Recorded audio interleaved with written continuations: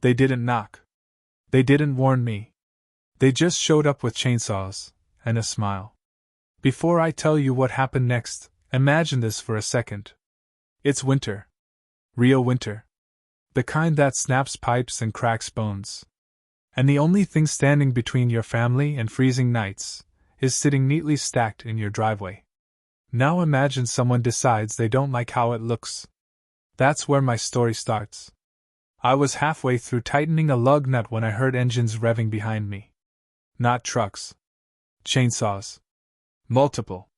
I turned around and saw 3 hired guys unloading equipment like they were clearing storm damage. Except there had been no storm. Just my firewood. 4 full cords of seasoned oak I'd split, stacked, and cured for months. Then I saw her. Priscilla Westmont. HOA president. Perfect hair. Perfect coat. Perfect grin that never quite reaches the eyes. She didn't greet me. She didn't explain. She just nodded once and said, "Go ahead." The chainsaws roared to life. I shouted. I ran toward them. I waved permits in the air like they were holy documents. Fire marshal approval. Township clearance. Written exemptions older than the subdivision itself. I had done everything right. Every box checked. Every rule followed. Priscilla didn't even glance at the papers. She stepped closer, lowered her voice, and said something I'll never forget. "People like you always think paperwork protects them." Then she smiled wider. The blades bit into oak like it was nothing. Logs cracked. Splinters flew. My entire winter stockpile, my family's heat, was reduced to rubble in minutes. And when the last log fell, they piled it up and lit it on fire. Right there in my driveway. My twin daughters, Emma and Grace, stood frozen at the window upstairs. Not moving. Not blinking. Old enough to understand exactly what was happening. Young enough to be terrified of what it meant. Sarah didn't come outside. She couldn't. Her hands were shaking too hard around the kitchen sink. Priscilla turned to me, handed over a printed notice, and said, "Unauthorized materials storage. Plus cleanup costs. Total fine, $2,400. Then she added casually, "You have 48 hours to remove the ash." As she walked away, her sprinklers kicked on across the street. Full blast. Middle of winter. 4 hours a day. No citation. No warning. 60-plus neighbors watched from behind curtains. Not one stepped outside. Not one said a word. And that's when it clicked. This wasn't about firewood. This was about power. My name is Jake Hartwell.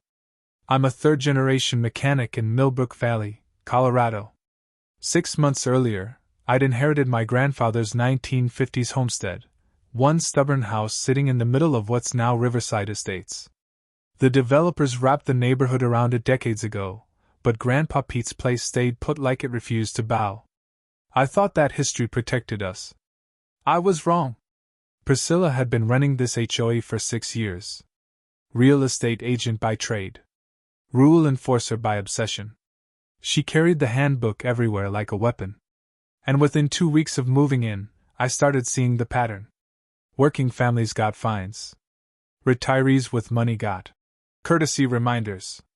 Rules applied when she wanted them to. And now, she'd crossed the line she assumed I couldn't see past. Standing in the smoke of my own burning firewood, with my daughters watching from upstairs, I made a decision I didn't say out loud. If she wanted a war of rules, I'd fight her with the oldest paperwork this land had. And she had no idea what was buried in my grandfather's files.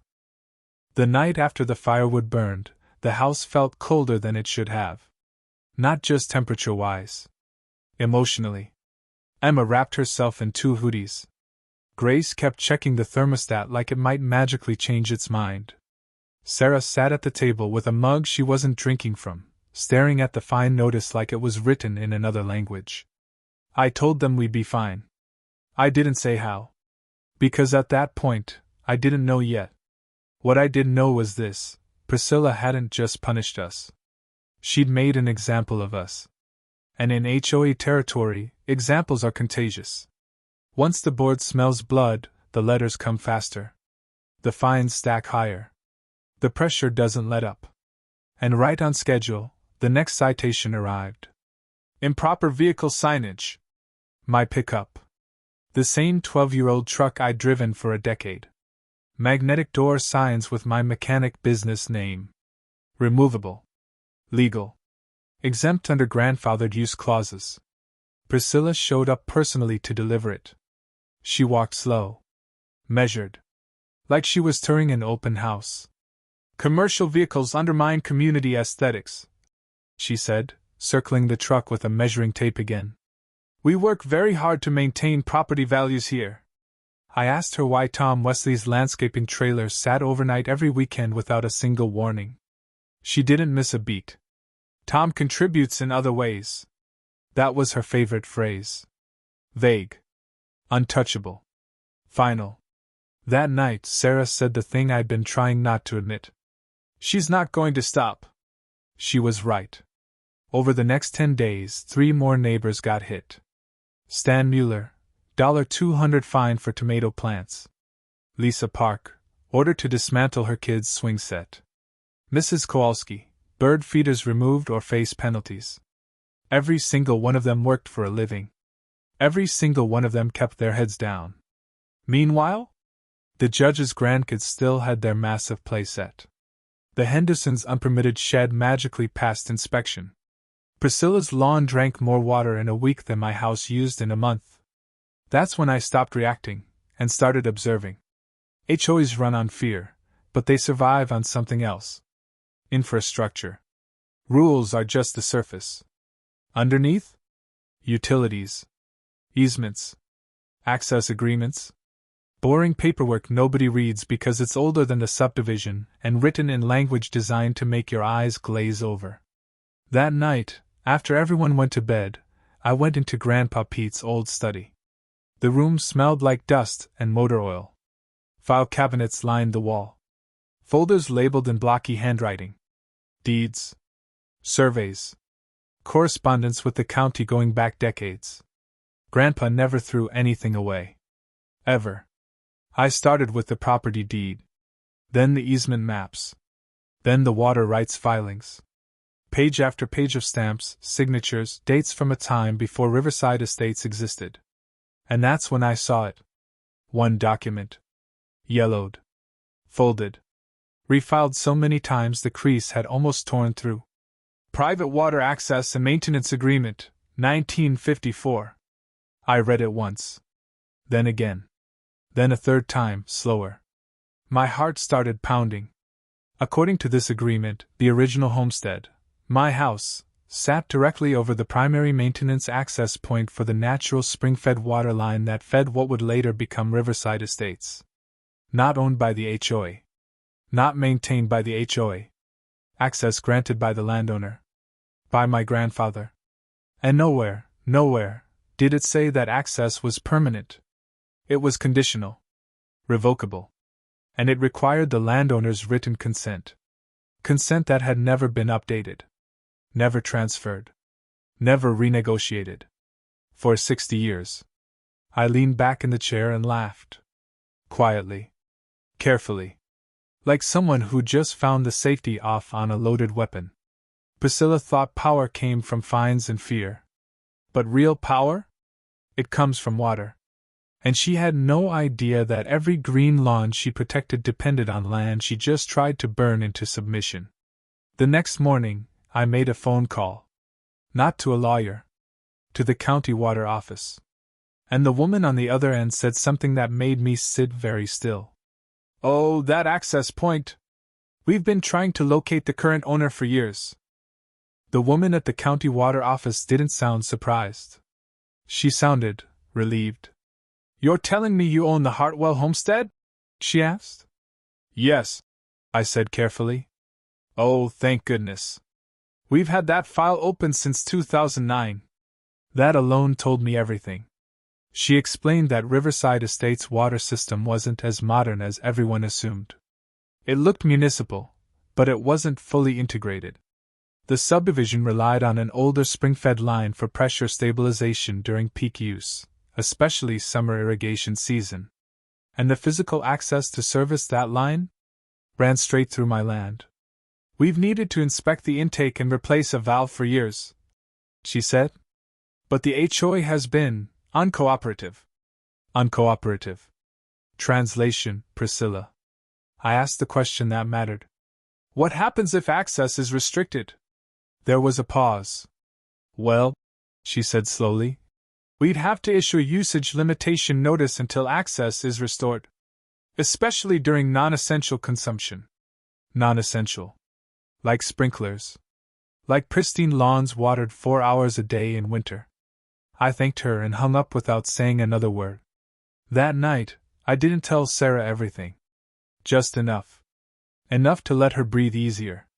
Enough to let the girls sleep without extra blankets. Because this wasn't about revenge. Not yet. This was about leverage. 2 days later, a certified letter arrived from the HOA. Failure to pay outstanding fines will result in escalating enforcement actions. Priscilla's signature sat at the bottom, bold and confident. I smiled. Then I sent my own letter. Not emotional. Not threatening. Just facts.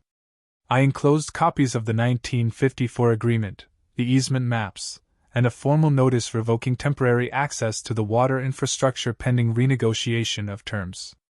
I mailed copies to the HOA board, the county water office, and, just to be thorough, the fire marshal. 3 days passed. Nothing. Then the emails started. First from the HOA secretary. Polite. Confused.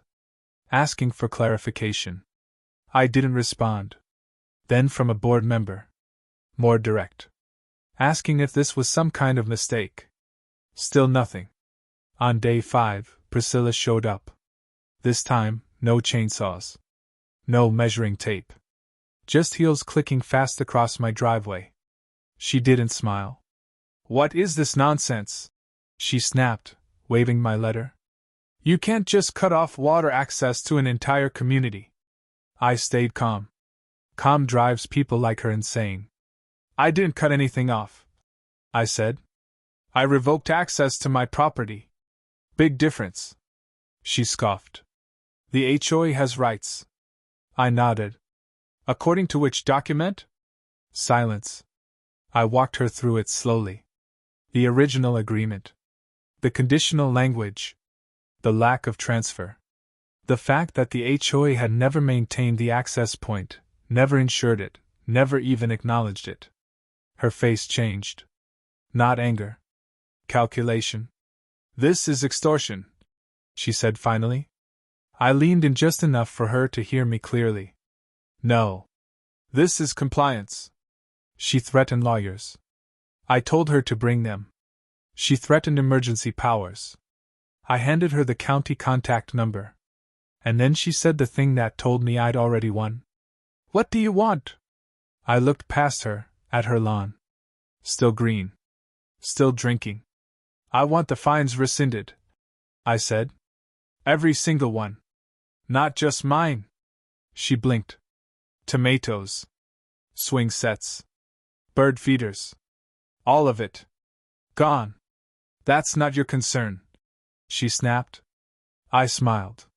"It is when your sprinklers depend on my dirt." She left without another word. That evening, the neighborhood Facebook group lit up. "Anyone else notice lower water pressure? My sprinklers shut off early today. Is there a restriction notice coming?" By sunrise, the county issued it. Temporary water usage limitations for non-essential consumption. No lawns. No sprinklers. No exceptions. And suddenly, the woman who burned my winter stockpile was about to watch her perfect subdivision turn brown. The question was, how long before the neighbors figured out why? The lawns changed first. Not dramatically. Not overnight. But enough. Just a shade lighter. A little patchy around the edges. Brown creeping in like a slow infection. In Riverside Estates, grass was status. Green meant control. Green meant order. Brown meant failure. And failure was Priscilla's greatest fear. By day 3 of the water restrictions, the HOA inbox was melting down. Why can't I run my sprinklers? My sod is dying. I pay dues for this. Fix this immediately. Priscilla called an emergency board meeting. Closed door. Private. No residents allowed. But walls don't stop sound.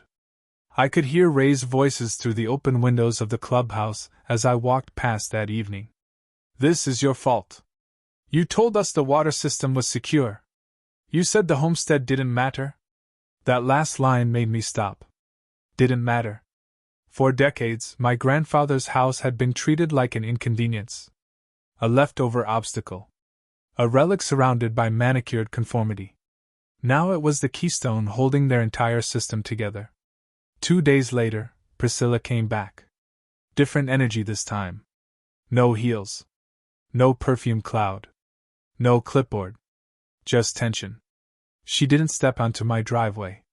She stopped at the edge like the property line had teeth. We can negotiate, she said. I waited. We'll reduce your fines. Not enough. We'll waive them. For everyone. Her jaw tightened. We'll revise enforcement procedures. For everyone already fined. Silence. Then, quietly. You're enjoying this. I shook my head. No. I'm ending it. I told her the terms. All citations rescinded. All selective enforcement reviewed. A written policy audit. Public transparency on HOA violations. And a formal acknowledgement of the homestead's access rights. Not secret. Not buried. Public record. She stared at me like I just asked for her house. You're dismantling my authority, she said. No, I replied. You already did that. I'm just making it visible. That night something shifted. Neighbors started knocking. Not angrily. Not accusing. Curious. Stan Mueller thanked me. Lisa Park cried. Mrs. Kowalski brought cookies and said, no one stood up to her in years. Word spread fast. And the narrative flipped. It wasn't Jake versus HOA anymore. It was HOA versus the neighborhood. The board cracked next. One member resigned. Another stopped showing up. Emergency votes got delayed. And Priscilla? She stopped posting. Stopped emailing. Stopped showing up at houses. Until the final notice came. Certified mail. A formal request for negotiation. Not from Priscilla. From the HOA's legal counsel.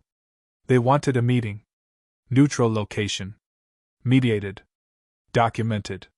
Sarah squeezed my hand when I told her. Are you sure? She asked. I looked at Emma and Grace. Sitting at the table. Warm. Comfortable. Safe. I'm not doing this for me, I said. I'm doing it so no one ever gets used like that again. The meeting was scheduled for Friday. And I already knew how it would end. Because once you expose the structure behind the power collapses on its own. The conference room smelled like burnt coffee and panic. Neutral location, my foot. The HOA's legal counsel sat at the head of the table, folders stacked neatly, posture stiff. 2 remaining board members flanked him, eyes darting like they were waiting for someone else to take responsibility. Priscilla arrived last. No grand entrance this time. No confident stride. Just controlled damage mode. She didn't look at me. The lawyer cleared his throat. Mr. Hartwell, thank you for agreeing to meet. We believe there's been a misunderstanding regarding water access. I didn't correct him. He continued. The HOA is prepared to offer concessions in exchange for immediate restoration of access. Access was never removed, I said calmly. Consent was revoked. That distinction mattered. And the lawyer knew it. He nodded once, tight. Understood. The board is willing to rescind all recent fines and issue refunds where applicable. Recent? I asked. Priscilla finally looked up. How far back? She snapped. I slid a document across the table. 5 years. Selective enforcement records. Patterns. Dates. Names. Violations ignored for some, punished for others. Sarah had helped me organize it. Librarians notice details other people miss. The lawyer skimmed it and went pale. This could be problematic, he muttered. That's one word for it, I replied. I laid out the rest. A public audit of HOA enforcement. Updated bylaws with clear, uniform standards. An elected review committee, non-board members. And permanent, recorded recognition of the homestead's water access rights. No more backroom leverage. No more. People like you. One board member shook his head. This will cripple the HOA. No, I said. It'll force it to behave. Priscilla stood abruptly. You think you're some kind of hero? She said, voice cracking just enough to show the truth underneath. You moved in and decided to burn everything down. The room went quiet. I met her eyes. You burned my winter heat in front of my kids. She had no response. The lawyer intervened quickly. Let's take a recess. When they left the room, Sarah leaned over and whispered, You're winning. I shook my head. Not yet. Because winning wasn't about signing papers. Winning was about what came after. They came back 20 minutes later. The lawyer spoke carefully. The board will agree to the terms. On one condition. Here it was. Future water access negotiations must include the HOA. I smiled. They already do, I said. Just not exclusively. He paused. Then nodded. Paperwork was signed. Motions passed. Emergency votes recorded. Priscilla didn't sign. She resigned. Effective immediately. By Monday, the water restrictions were lifted. Lawns slowly recovered. But something else changed too. People talked. About rules. About fairness.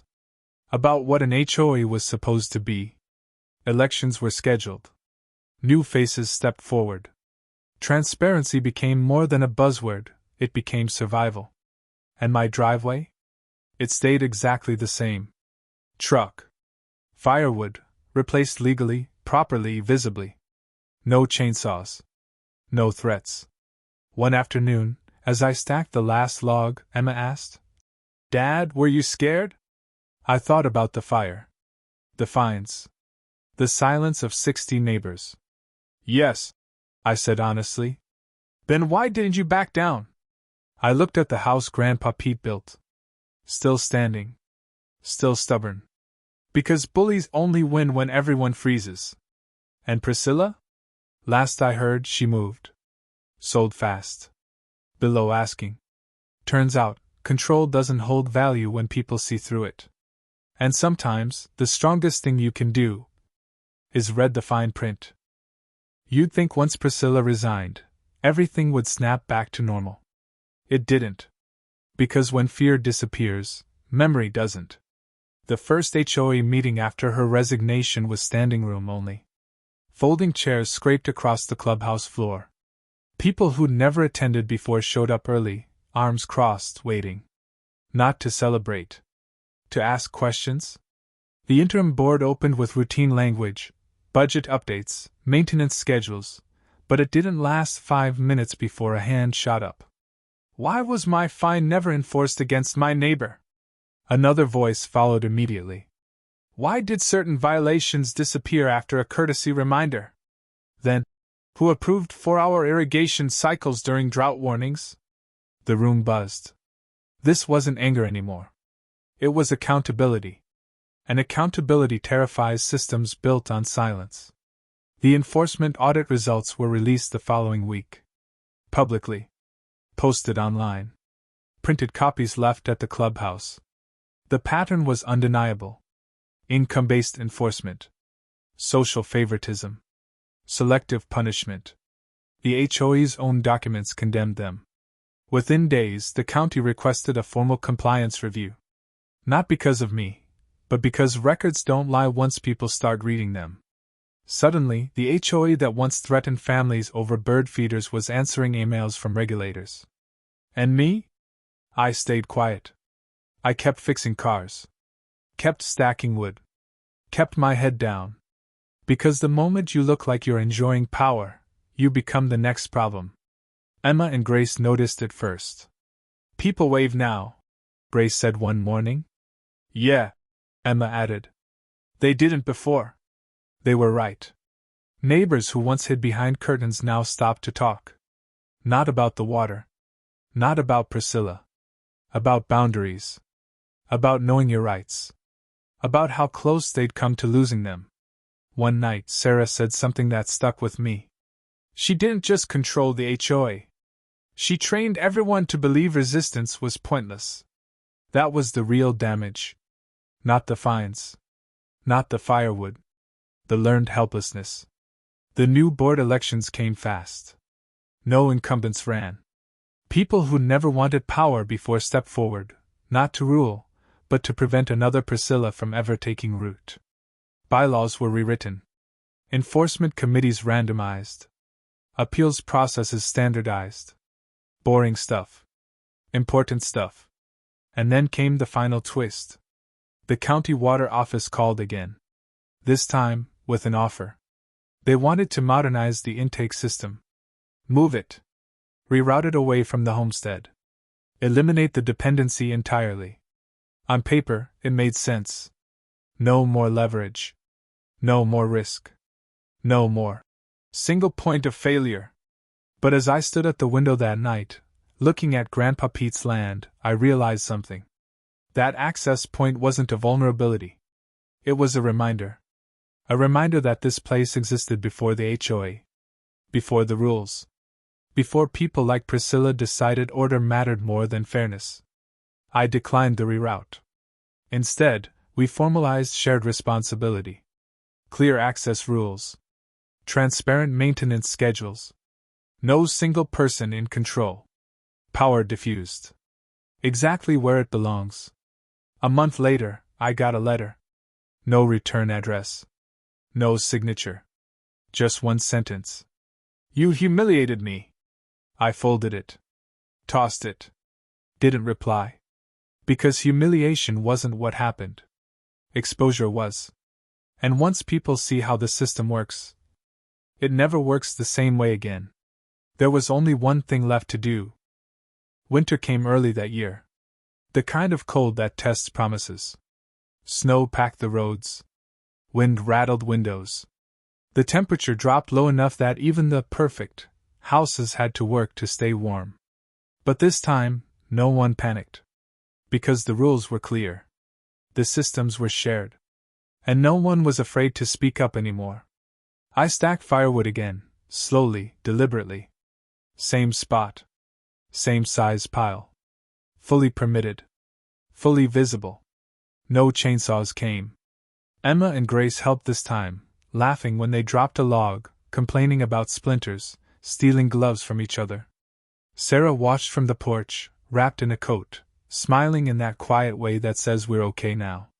The HOA didn't bother us again. Not once. At the final board meeting of the year, a motion passed unanimously. No punitive enforcement without equal application. Simple. Clear. Binding. Applause followed. Not loud. But sincere. Afterward, Stan told me his tomatoes survived the season. Lisa said her kids finally used the swing set without fear. Mrs. Kowalski hung her bird feeders back up and named one of the birds. Pete. That one got me. I never ran for the board. Never wanted to.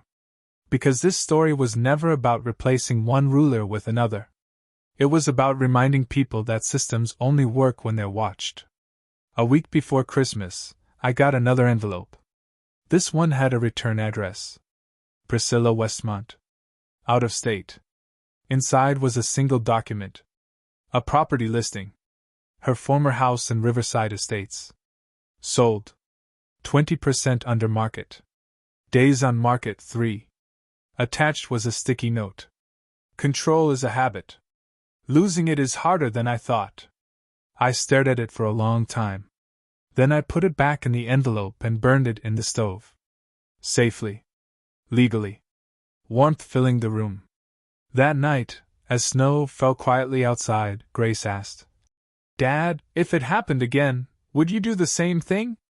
I thought about the fire, the silence, the rules used like weapons, and the fine print that stopped it all. "Yes," I said. "But I hope I wouldn't have to." Because the real win wasn't taking control of the water. It was taking fear out of the neighborhood. So if you've ever been pushed around by an HOA, if you've ever been told to know your place, if you've ever felt powerless because someone held a rulebook like a threat, remember this. Read everything. Question everything. And never assume the loudest person is the most powerful one in the room. Sometimes, they're just standing on someone else's land.